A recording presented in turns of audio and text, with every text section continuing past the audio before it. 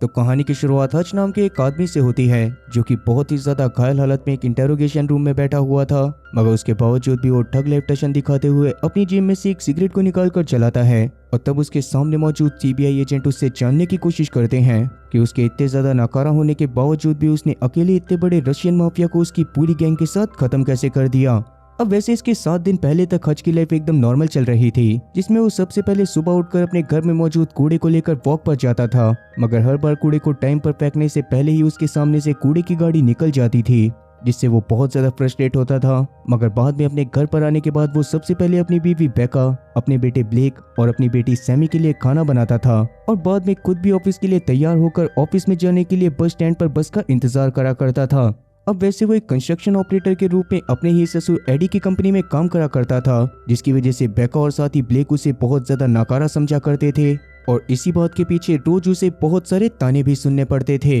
इसी तरह से लगातार उसकी लाइफ चलते जा रही थी और उसकी लाइफ में एंटरटेनमेंट का कोई सोर्स भी नहीं था। फिर एक दिन जब हज अपने कमरे में सो रहा होता है, तभी अचानक से बाहर की तरफ से कुछ आवाज आने की वजह से उसकी आंख खुल जाती है, जिसको सुनकर उसके बाहर जाने पर उसे पता चलता है कि उसके घर में असल में 2 चोर घुस आए थे, जिन्हें देखने के बाद हज तुरंत ही पास में रखे गोल्फ स्टिक को उठा लेता है। लेकिन उस गोल्फ स्टिक से वो उन लोगों के ऊपर हमला करने की जगह सीधा इमरजेंसी नंबर पर डायल करने लगता है। पर तभी अचानक से वो चोर उसके पास आकर उसे गन पॉइंट पर ले लेते हैं, जो देखकर हज उन्हें ना चाहते हुए भी घर में मौजूद सारे के सारे पैसों के बारे में बता देता है, जो पास के ही एक कटोरे में रखे हुए थे। अब उसी समय पर उन दोनों चोरों में मौजूद एक औरत की नजर हज की एक वैल्यूएबल वॉच के ऊपर पड़ती है, जो देखकर तुरंत ही उस औरत ने हज को उसकी वेडिंग रिंग और साथ ही उस घड़ी को उतारने के लिए बोल दिया था। और हज अभी इस खतरे को टालने के लिए उसे वो घड़ी और साथ ही वेडिंग रिंग उतार कर दे भी देता है। पर तभी पीछे से ब्लेक आकर वहां पर मौजूद चोर के ऊपर हमला करने लग गया था, जो देखकर दूसरी चोरनी ब्लेक को गन पॉइंट पर लेते हुए उसे उसके साथी को छोड़ने के लिए बोलने लगती है और हज वहां पर खड़ा खड़ा ये सब देखता रहता है। अब वैसे हज उस समय पर चाहता तो वो अपने पास मौजूद गोल्फ स्टिक की मदद से अटैक करके उस चोरनी को भी पकड़ सकता था, लेकिन डर के मारे वो ऐसा नहीं कर पाता। और तभी वो चोरनी हज के ऊपर गन पॉइंट करके उसे ब्लेक को रोकने के लिए बोलती है और हज को ये काम भी करना पड़ता है। खैर छूटते के साथ ही वो चोर ब्लेक के मुंह पर एक बहुत ही जोरदार मुक्का मारता है और हज को समझाने लगता है कि उसे अपने बेटे को काबू में रखना चाहिए। अब इसके बाद वो चोर पैसा लेकर तुरंत ही वहां पर से निकल गए थे, जिसके बाद वहां पर पुलिस वालों को भी बुला लिया गया था। मगर ब्लेक हज की इस हरकत की वजह से बहुत ज्यादा गुस्से में था। हज को भी इस वजह से काफी ज्यादा बुरा लग रहा होता है और उस दौरान जब बेका पुलिस वालों को सारी चीजें बता रही थी, तो हज अपने गराज के पास खड़ा होकर उस पिज्जा बॉक्स को बहुत ही मायूसी से देखे जा रहा था, जिसको उसके गराज के डोर के नीचे अटकाकर वो 2 चोर उसके घर में दाखिल हुए थे। तभी एक पुलिस वाला उसके पास आकर उसको समझाता है कि कम से कम उसे अपनी फैमिली को बचाने के लिए उस गोल्फ स्टिक की मदद से उन चोरों के ऊपर हमला कर देना चाहिए था। अब इस बात की वजह से हज और ज्यादा टूट जाता है और फिर पुलिस वालों के जाने के बाद जब वो सोने की कोशिश कर रहा था, तो बहुत ज्यादा कोशिश करने के बावजूद भी उसको नींद नहीं आ रही थी। इसीलिए तब वो और ज्यादा परेशान होकर नीचे वाले फ्लोर के काउच पर जाकर लेट जाता है, जहाँ पर उसको इतना ज्यादा परेशान देखकर तुरंत ही सैमी उसके पास आ गई थी, जिसके हिसाब से वो हद से बहुत ज्यादा प्यार करती थी और उसकी लाइफ में हद से ज्यादा इंपॉर्टेंट उसके लिए कुछ भी नहीं था। अब सैमी से बात करने के बाद हज को थोड़ा सा अच्छा लग रहा था और तब सैमी उससे बात करते हुए उसे उसके लिए एक और बिल्ली लाने को बोलती है। हज भी तब इस पर खुशी खुशी मान गया था और अब सुबह उठने के बाद हज की लाइफ एक बार वापस से पहले जैसी हो गई थी, जहाँ पर आज भी उसने कूड़ा डालने के समय पर कूड़े की गाड़ी को मिस कर दिया था। कि वापस आने के बाद वो अपनी फैमिली के लिए ब्रेकफास्ट बनाने लगता है, जहाँ पर नाश्ता करते समय आज भी ब्लेक उससे बहुत ज्यादा गुस्से में था। पर बाद में वो बेका से बात करते हुए बेका को बताता है कि अपने एक स्कूल प्रोजेक्ट के लिए उसे किसी आर्मी सोल्जर के बारे में लिखना है। अब वैसे पहले के टाइम पर हज खुद भी आर्मी में हुआ करता था, पर उसके बावजूद भी बेका ब्लेक से उसके चाचा के बारे में लिखने को बोलती है। मगर तब हज ब्लेक से बात करते हुए उसे उसके दादा के बारे में लिखने को बोलता है। अब उसकी इस तरह की बातों को सुनने के बाद ब्लेक और साथ ही बेका दोनों ही काफी ज्यादा शॉक हो गए थे, क्योंकि कहीं ना कहीं वो दोनों ही चाहते थे कि ब्लेक हज की आर्मी लाइफ के बारे में लिखे। खैर अब आगे हज ब्लेक को स्कूल में छोड़ने जाने के लिए घर से बाहर निकला ही था कि तभी अचानक से वहां पर उसका एक नेबर आकर पिछली रात की वजह से हज का मजाक बनाने लगता है और साथ ही तब वो अपने घर के बाहर खड़ी एक बहुत ही लग्जरी सुपर कार को दिखाते हुए हज को और ज्यादा चिढ़ाने की कोशिश कर रहा था। अब फिलहाल के लिए हज उसकी बातों को इग्नोर करते हुए ब्लेक को स्कूल में छोड़ता है और बाद में अपने काम पर चला जाता है। पर उसके काम पर पहुंचने के बाद उसका साला, जिसको भी ब्लेक की वजह से पिछली रात के सारे इंसिडेंट के बारे में पता चल गया था, वो खुद भी हज का मजाक बनाते हुए उसे अपने साथ अंदर लेकर जाता है, जहां पर जाने के बाद उसने तुरंत ही उसके सर पर बंदूक तान दी थी लेकिन उसके बावजूद भी हच उसको देखकर बिल्कुल भी नहीं डरता और तब जाकर उसका साला हच को बताता है कि असल में वो ये गन हच के लिए ही लेकर आया था ताकि आगे चलकर हच ऐसी सिचुएशन आने पर अपनी फैमिली को प्रोटेक्ट कर सके। अब वैसे तो हच को गन की कोई भी जरूरत नहीं थी, मगर उसके बावजूद भी वो अपनी फैमिली की प्रोटेक्शन के लिए गन को रख लेता है और बाद में अपने ससुर एडी से बातें करने लगता है। उस दौरान हच की बातों से ये चीज साफ समझ आ रही थी कि हच असल में एडी की इस फैक्ट्री को खरीदकर इसमें अपने हिसाब से काम करना चालू करना चाहता है, जिसके बारे में पहले एडी से उसकी बात भी हो चुकी थी। मगर अभी हच की ऐसी हरकतों को देखने के बाद एडी उसे इस फैक्ट्री को नहीं बेचना चाहता था। तब इस बात को सुनने के बाद एडी थोड़ा सा परेशान हो जाता है, इसीलिए अब वो अपने ऑफिस के रूम में आने के बाद थोड़ी देर काम करने लग गया था। मगर काम करने में उसका मन ना लगने पर सबसे पहले तो वो अपने ऑफिस के गेट को बंद करता है और बाद में अपने ऑफिस रूम में ही रखे एक पुराने रेडियो को बजाकर उसमें गाने सुनने लगता है। फिर थोड़ी ही देर में उसे उसी रेडियो के जरिए सेम फ्रीक्वेंसी पर अपने भाई हैरी की आवाजें आने लग गई थी, क्योंकि असल में हैरी ही उसे उस फ्रीक्वेंसी पर गाने सुना रहा था और हैरी को भी अब तक पिछली रात की घटना के बारे में सब कुछ पता चल चुका था। अब वैसे दुनिया जैसा हज को मानती थी, हैरी के हिसाब से हज तो वैसा बिल्कुल भी नहीं था और वो बहुत आराम से सिर्फ 2 चोरों को क्या बल्कि 200 चोरों को अकेले ही खत्म कर सकता था। और तब जाकर हच इस बात को रिवील करता है कि असल में वो दोनों के दोनों चोर काफी ज्यादा डरे हुए थे और कहीं ना कहीं वो किसी बहुत ही बड़ी मजबूरी की वजह से पहली बार चोरी कर रहे थे। इवन हच ने तो जानबूझकर उस चोरने के ऊपर अटैक नहीं करा था, क्योंकि असल में उसकी रिवॉल्वर में गोलियां थी ही नहीं और वो बस हच को डराने की कोशिश कर रही थी। और असल में यही रीजन था कि हच ने ब्लेक को रोककर उन चोरों को वहां पर से जाने दिया था, क्योंकि कहीं ना कहीं उसे उनकी मजबूरी के बारे में अंदाजा लग गया होता है। अब ये सारी बातें जानने के बाद हैरी पूरी की पूरी सिचुएशन को समझ गया था और हच भी अब उससे बात खत्म करके शाम के समय में एक ओल्ड एज नर्सिंग होम में जाता है, जहां पर उसके पिता डेविड रहा करते थे। वहां पर जाने के बाद वो अपने पिता को सारी की सारी सिचुएशन के बारे में बताता है, पर उसके बावजूद भी उसके पिता उसकी किसी भी बात पर ज्यादा ध्यान नहीं दे रहे थे और इवन खाना खाते समय भी साफ पता चल रहा था कि हच के किसी गलत फैसले की वजह से उसके पिता उससे बिल्कुल भी खुश नहीं है। खैर अभी के लिए हच वहां पर रखे अपने पिता, अपनी और साथ ही हैरी की एक फोटो को देखता है और बाद में अपने घर पर पहुंचने के बाद सभी लोगों का मूड सही करने के लिए सबको एक फैमिली ट्रिप पर चलने का ऑफर देता है। पर जैसा कि हच की लाइफ अभी ज्यादा सही नहीं चल रही थी, इसीलिए कोई भी उसके साथ कहीं पर भी जाने में बिल्कुल इंटरेस्टेड नहीं था और सबने काम का बहाना बनाकर हच के मूड को वापस से खराब कर दिया था। खैर तभी सैमी बहुत ही मासूमियत के साथ हच को एक ब्रेसलेट के बारे में बताती है, जो कि पिछली रात उसी पैसों वाली कटोरे में रखा हुआ था और शायद चोर उसको अपने साथ लेकर चले गए थे। और क्योंकि हच के लिए सैमी की छोटी से छोटी चीज बहुत ही ज्यादा इंपॉर्टेंट थी, इसलिए तो वो बिना कुछ भी बोले सबसे पहले तो एक जैकेट पहनने के बाद अपना पुराना FBI बैच निकालता है और बाद में सीधा अपने फादर के पास जाकर उनके पास मौजूद अपनी पुरानी गन और साथ ही कुछ पैसों को लेता है और सीधा उन चोरों को ढूंढने के लिए बाहर की तरफ जाने लगता है। तो उसके फादर उसके इस फैसले से काफी ज्यादा खुश थे और कहीं ना कहीं अब ये बात भी क्लियर हो रही थी कि असल में बहुत ज्यादा काबिल होने के बावजूद भी हच ने अपनी पुरानी नौकरी को छोड़ दिया था, इसीलिए डेविड भी उससे सही से बात नहीं करा करता था। फिर अब वहां से निकलकर बस में कहीं पर जाते समय हच उस टैटू के बारे में याद करता है, जो कि उस चोरी के हाथ पर बना हुआ था और उसको याद करने के बाद वो जगह जगह पर उस टैटू के बारे में जाकर पूछने लग गया था। तब शुरुआत में तो उसे उस टैटू के बारे में ज्यादा इन्फॉर्मेशन नहीं मिलती, मगर बाद में जब वो एक शॉप पर जाने के बाद वहां के ऑनर को अपने FBI बैच को दिखाकर उससे उस टैटू के बारे में पूछता है, तो शुरुआत में तो वो ऑनर उसको कुछ भी नहीं बता रहा था और तभी पास में खड़ा एक दूसरा आर्मी ऑफिसर उसके बैच को देखकर बताता है कि असल में वो बैच तो बहुत पहले ही एक्सपायर हो चुका है। अब इस बारे में सुनने के बाद तो उस शॉप ऑनर की अकड़ और ज्यादा बढ़ गई थी और उस टैटू के बारे में पता होने के बावजूद भी वो हच को कुछ भी नहीं बताने वाला था। तभी अचानक से उसके आदमी भी हच को मारने के लिए उसकी तरफ आना चालू कर देते हैं, पर तब हच अपने पास मौजूद पैसों को निकालकर उस टैटू के बारे में जानने के लिए उनको पैसे ऑफर करता है और तभी अचानक से पास में मौजूद उस आर्मी ऑफिसर की नजर हच के हाथ पर बने एक टैटू पर पड़ जाती है। उसे देखने के बाद तो उस आदमी के चेहरे की पूरी तरह से हवाइयां उड़ गई थी और अब वो हच से बहुत ज्यादा रिस्पेक्टफुली बात करते हुए उससे माफी मांगकर तुरंत वहां पर से निकल गया था। तब उसके ऐसे रवैये को देखकर तो टैटू पार्लर के ओनर की भी फट के 4 से 64 हो गई थी और तब जाकर वो हच को उस टैटू और साथ ही उस औरत के बारे में सारी इन्फॉर्मेशन दे देता है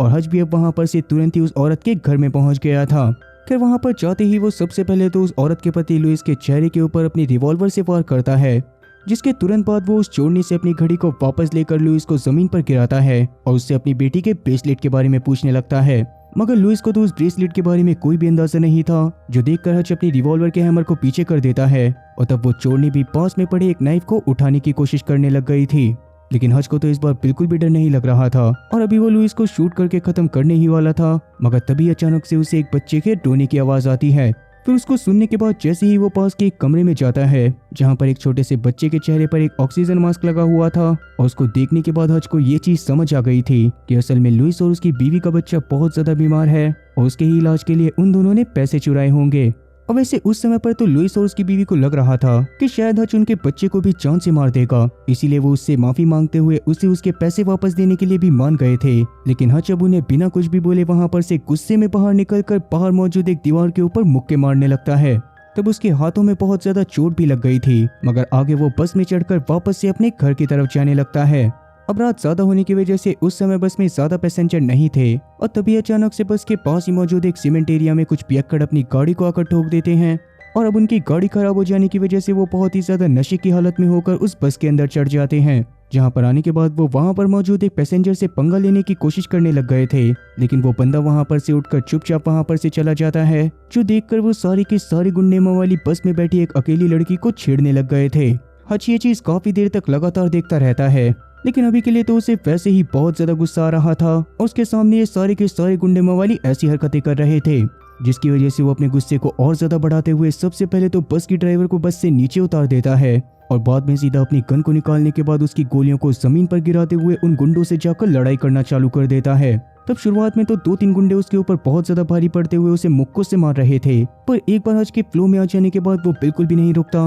वो अपने आसपास मौजूद सभी बंदों को बहुत ही बुरी तरह से लपेटने लगता है। उस समय पर उसके सामने जो भी आ रहा था वो कभी किसी का सर इधर उधर मार रहा था और कभी उनके हाथ पैर तोड़ रहा था। हालांकि इस दौरान वो खुद भी काफी ज्यादा घायल हो गया था और एक बार तो उन गुंडों ने बस की खिड़की को तोड़कर उसे बस के बाहर भी फेंक दिया था, पर उसके बावजूद भी हच एक बार फिर से बस के अंदर आकर बहुत बुरी तरह से उन लोगों को मारने लगता है। और इस बार तो वो इतना ज्यादा गुस्से में आ गया था कि बस में बैठी लड़की को बाहर जाने का मौका देने के बाद सिर्फ चंद मिनटों के अंदर वो उन सभी लोगों की गोभी खोद देता है। इसके बाद वो बस के डंडे को तोड़कर उनके ही लीडर को बहुत ही बुरी तरह से मारने लग गया था, जिस दौरान उसके गले पर बहुत ज्यादा जोर से लग जाने की वजह से उसकी सांस अटक गई थी। मगर तब हच उसकी जान को बचाने के लिए पास में पड़े एक नाइफ को उठाकर उसकी गर्दन पर एक कट लगाता है और बाद में पास में पड़े एक कप में से एक स्ट्रॉ को निकालकर उसके विंड पाइप में डालते हुए उसके सांस लेने का एक टेम्पररी जुगाड़ बना देता है। इसके बाद वो बस में से उतरकर बस के ड्राइवर को उसका कुछ सामान देते हुए वहां पर से चला गया था। अपने घर में पहुंचने के बाद वो चोरी से अपने घर में जाने की कोशिश कर रहा था,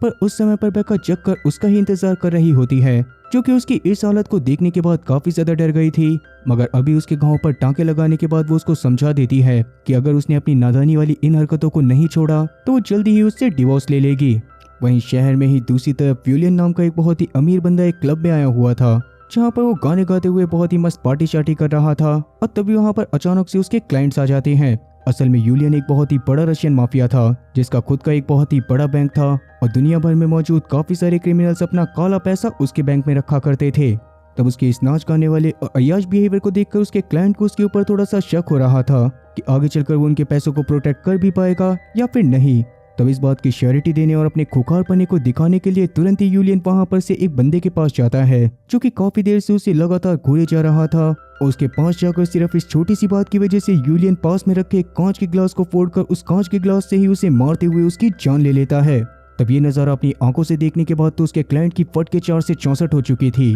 और साथ ही अब उन्हें ये बात समझ आ गई थी कि यूलियन सच में बहुत ज्यादा खतरनाक है। तभी अचानक से यूलियन को एक कॉल आता है और उसे उसके भाई के बारे में पता चलता है कि उसके भाई को किसी ने बहुत ही बुरी तरह से मारा है। ये बात जानते ही यूलियन तुरंत ही गुस्से में अपने साथी के साथ एक हॉस्पिटल में पहुंचता है, जहां पर जाने के बाद वो सबसे पहले तो अपने भाई के ड्राइवर को बहुत ही बुरी तरह से चेयर से मारने लग गया था और उसके बाद वो उन लोगों के बारे में पूछने लग गया था जिन्होंने उसके भाई और उसके साथियों को कुत्ते की तरह पेला था। पर जैसे ही अभी उसे ये बात पता चलती है कि असल में उसके भाई और उसके साथियों को कुत्ते की तरह पेलने वाला इंसान सिर्फ एक ही था, तो ये बात जानकर तो वो भी काफी हैरान होता है। पर क्योंकि अब वो किसी भी हालत में उस आदमी से अपने भाई का बदला लेना चाहता था, इसीलिए वो उस आर्मी के बारे में जल्दी से जल्दी इंफॉर्मेशन निकालने को बोलता है। मगर तभी अचानक से यूलियन के भाई का एक साथी उसको एक क्रेडिट कार्ड दिखाता है, जो कि असल में हज का था और लड़ाई करते दौरान धोखे से हज से वो बस में ही गिर गया था। खैर अब इन सारी बातों से अनजान हज अगले दिन वापस से अपने सेम रूटीन को ही फॉलो कर रहा था, मगर तभी अचानक से उसे हैरी का कॉल आता है, जिसे पिछली रात हुई हज की लड़ाई के बारे में सब कुछ पता चल गया था।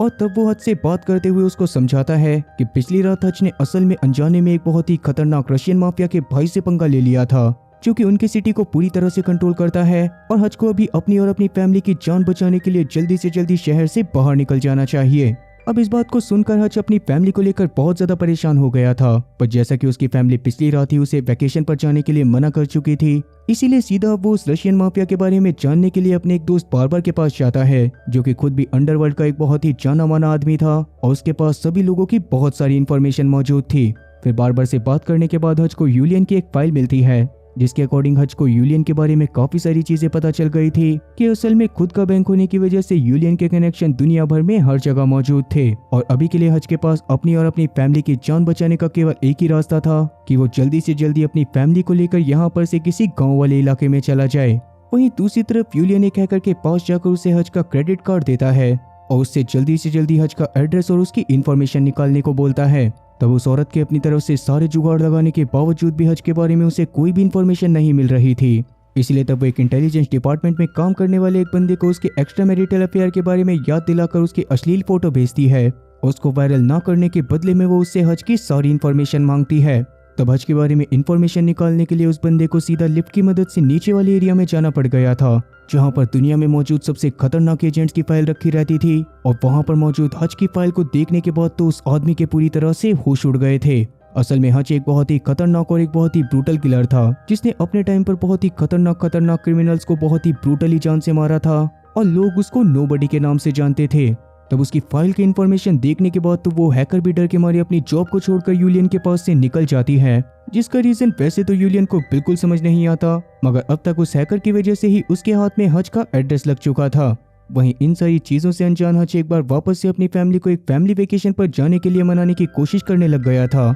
मगर तभी अचानक से उसकी नजर बाहर से आ रही काफी सारी गैंगस्टर की कार पर पड़ती है, जिनको देखने के बाद वो जल्दी से अपनी फैमिली को बेसमेंट में छुपा देता है। उन्हें वहां पर बिना कोई भी आवाज करे छुपे रहने को बोलता है। इसके बाद वो अपने घर की सारी लाइट्स वगैरह को बंद करने के बाद एक गोल्फ स्टिक को लेकर पास में छुप जाता है और कुछ किलर्स के अंदर आने के बाद वो लगातार उनके ऊपर धड़ाधड़ अटैक करना चालू कर देता है। उस दौरान वो किसी को भी बख्श नहीं रहा था और अपने घर में मौजूद घर के सारे सामान को हथियार बनाते हुए उन सभी गैंगस्टर को बहुत ही बुरी तरह से खत्म करे जा रहा था। लेकिन किस्मत बहुत ज्यादा खराब होने की वजह से हज के ऊपर कुछ लोग काफी ज्यादा भारी पड़ गए थे, जिसके बाद वो उसे टेजर गन से बेहोश करके अपने साथ लेकर जाने लगते हैं, जिस दौरान उन्होंने उसके हाथों को भी हथकड़ी से बांध दिया था। पर किस्मत से थोड़ी देर बाद ही गाड़ी के अंदर ही हज की आंख खुल जाती है। तब अपने हाथों को बंधा हुआ देखकर वो अपने अंगूठे को तोड़ते हुए अपने हाथ को फ्री करता है, पर बाद में गाड़ी के अंदर ही पड़े एक फायर एक्सटिंग्विशर को वो पूरी की पूरी गाड़ी के अंदर ही छोड़ देता है, जिसकी वजह से ड्राइवर को कुछ भी दिखाई देना बंद हो गया था। और फिर हज के एक दो हमले की वजह से गाड़ी इम्बैलेंस होकर पास के एक खंबे से जाकर टकरा गई थी।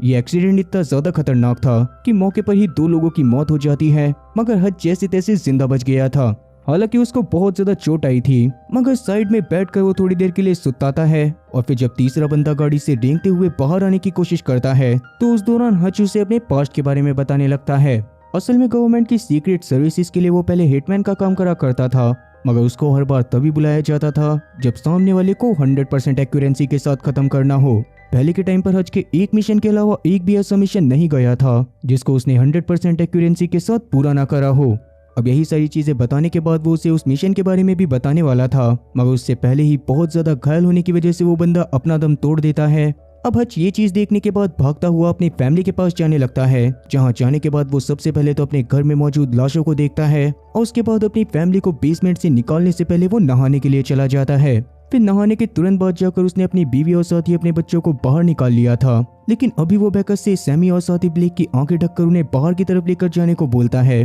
और बाद में हज खुद बाहर आने के बाद उसे समझाता है कि जल्दी से जल्दी बेका को ब्लेक और साथी सैमी की सेफ्टी के लिए वॉशिंगटन डीसी में जाना होगा और हज कुछ समय बाद खुद भी वहां पर आ जाएगा। हालांकि घर और साथी हज की ऐसी हालत को देखने के बाद बेका को उसे छोड़कर जाने का मन तो नहीं कर रहा होता, लेकिन हज के पास कुछ भी समझाने का बिल्कुल भी टाइम नहीं था, इसीलिए वो बेका से सारी चीजें बाद में समझाने का वादा करता है और उसको वहां पर से भेजने के बाद वापस से घर के अंदर आ जाता है। अब अंदर जाने के बाद वो कुछ मरे हुए किलर्स और साथ ही कुछ जिंदा किलर्स को आसपास बिठाता है, जिस दौरान जिंदा किलर्स काफी ज्यादा डरे हुए थे और उस समय पर हज उन्हें आराम से विस्की पीते हुए अपने आखिरी मिशन के बारे में बताने लगता है, जिसके बाद से उसने उस काम को पूरी तरह से छोड़ दिया था। असल में एक टाइम पर उसे एक एजेंट को मारने का काम दिया गया था, जिसने उनके ऑर्गेनाइजेशन के काफी सारे सीक्रेट्स के बारे में बाहर रिवील कर दिया था। लेकिन हज जब उस बंदे को जान से मारने गया था तो उस समय पर उस बंदे ने उससे अपनी जान की भीख मांगी थी और उससे वादा करा था कि आगे चलकर ना तो वो कोई इस तरह का काम करेगा और ना ही किसी गलत काम में जाएगा। उसे बस किसी भी हालत में अपनी फैमिली के लिए जिंदा रहना था,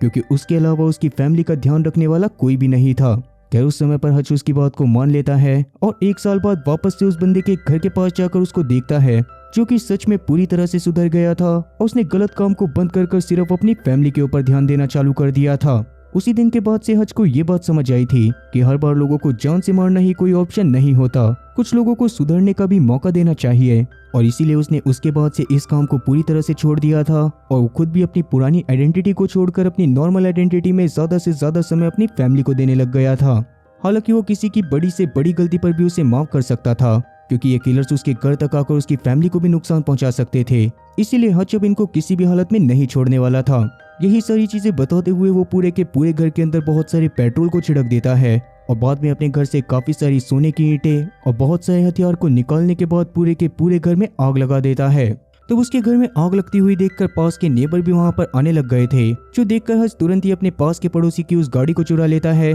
जिसको दिखाकर वो हज को चिढ़ाने की कोशिश कर रहा था। वहीं दूसरी तरफ यूलियन के आदमियों को हज के पिता डेविड के बारे में भी पता चल गया होता है, इसीलिए वो उसको जान से मारने के लिए ओल्ड एज होम में जाते हैं, जहाँ पर जाने के बाद उन्हें ऐसा लग रहा था जैसे कि डेविड को मारना उनके लिए बहुत ज्यादा आसान होगा। लेकिन उनके डेविड के ऊपर गन पॉइंट करते ही डेविड अचानक से एक बंदे की गन के हैमर को ही पकड़ लेता है और बाद में अपने दूसरे हाथ में मौजूद डबल बैरल शॉटगन से उन दोनों को ही शूट करके खत्म कर देता है। वहीं दूसरी तरफ हच अभी के लिए वापस से एडी की कंपनी में आ गया था, जहां पर आने के बाद वो एडी को अपने पास मौजूद सोने की ईंटें देते हुए सबसे पहले तो उसकी फैक्ट्री खरीदने की बात करता है, जो बात सुनने के बाद हच का साला उसे इस काम को करने से साफ मना करने लग गया था। लेकिन एडी के मन में इतनी सारी सोने की ईंटों को देखकर लालच आ जाता है और कहीं ना कहीं वो इस बात को समझ गया था कि हज की वजह से जरूर ही यहाँ पर कोई बहुत ही बड़ी मुसीबत आने वाली है। लेकिन उसके बावजूद उसका बेटा उसकी बात को नहीं समझ रहा था, जो देखकर हज तुरंत ही उसके पेट पर एक बहुत ही जोरदार मुक्का मारता है और बाद में एडी तुरंत ही सोने की ईंटों को लेने के बाद अपने बेटे के साथ वहां पर से निकल जाता है।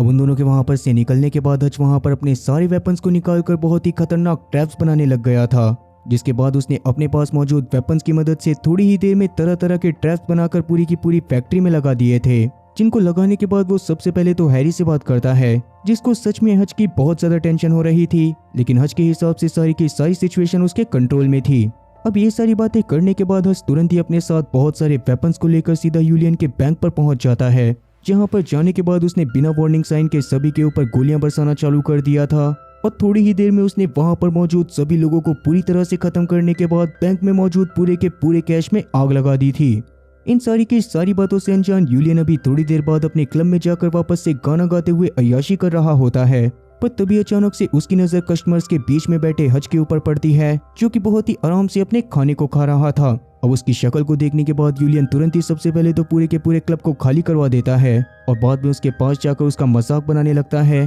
क्योंकि यूलियन के हिसाब से हज तो खुद ब खुद ही अपने मौत के मुंह में आ गया था।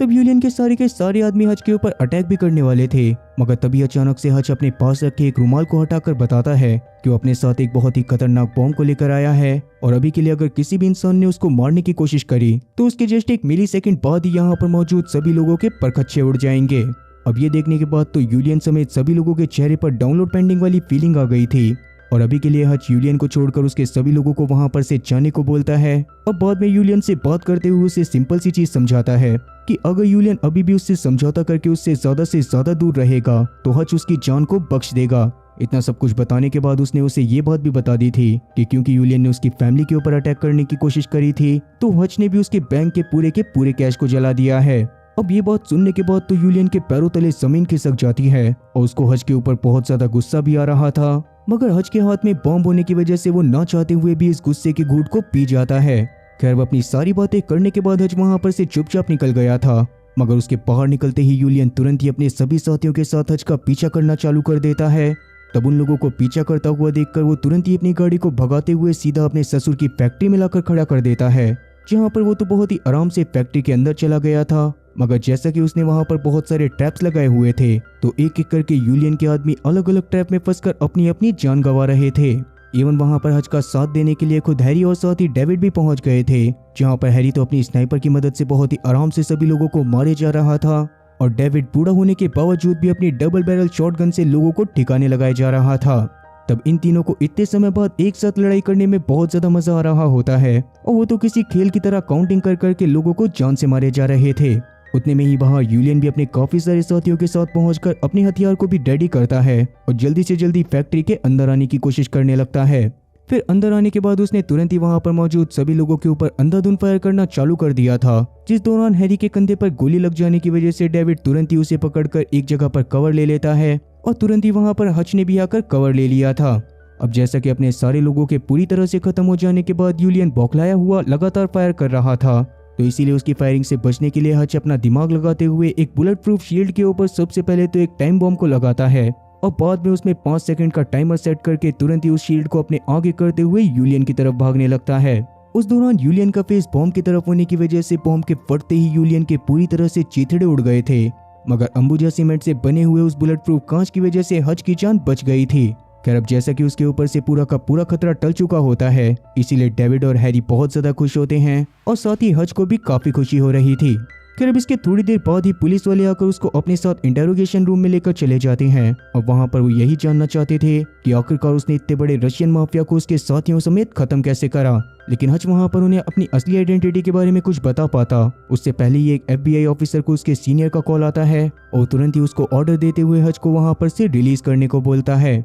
अब ये बात सुनने के बाद तो उस FBI ऑफिसर को तुरंत ही हच को रिलीज करना पड़ गया था। फिर इसके 6 महीने बाद पूरी तरह से सही होकर हच बेका के साथ एक नए घर को खरीदने के लिए निकला होता है, जहां पर घर को देखते दौरान ही अचानक से बेका को किसी का कॉल आ गया था, जिस पर एक धमकी को सुनने के बाद वो तुरंत ही हच को अपना फोन पकड़ा देती है। हच ने भी तब उस आवाज को सुनने के बाद तुरंत ही कॉल को काट दिया था और बेका का उस समय पर डीलर से एक ही सवाल था कि घर में बेसमेंट है या फिर नहीं। अब बाकी वैसे आपको क्या लगता है कि वो फोन किसका होगा और आगे चलकर हच और उसकी फैमिली के ऊपर कौन सी नई मुसीबत आने वाली है? ये सारी चीजें जानने के लिए हमें इसके पार्ट 2 को देखना पड़ेगा, जो कि अभी हाल ही में रिलीज हुआ है, लेकिन उसकी HD क्वालिटी ना होने की वजह से मैं अभी उसको एक्सप्लेन नहीं कर पाऊंगा। और सबसे बड़ा सवाल ये भी है कि क्या मुझे सच में इसके सेकंड पार्ट को एक्सप्लेन करना चाहिए? कमेंट सेक्शन में इस बारे में जरूर बताना। अब हर बार की तरह अगर इसके सेकंड पार्ट को देखने के लिए 100 लोग भी कमेंट करते हैं तो पक्का मैं इसके सेकंड पार्ट को HD क्वालिटी में रिलीज होने के बाद जल्दी से जल्दी अपने चैनल पर लेकर आऊंगा और उसी टाइम पर उन सभी लोगों को पार्ट 2 के आने के बारे में बता भी दिया जाएगा।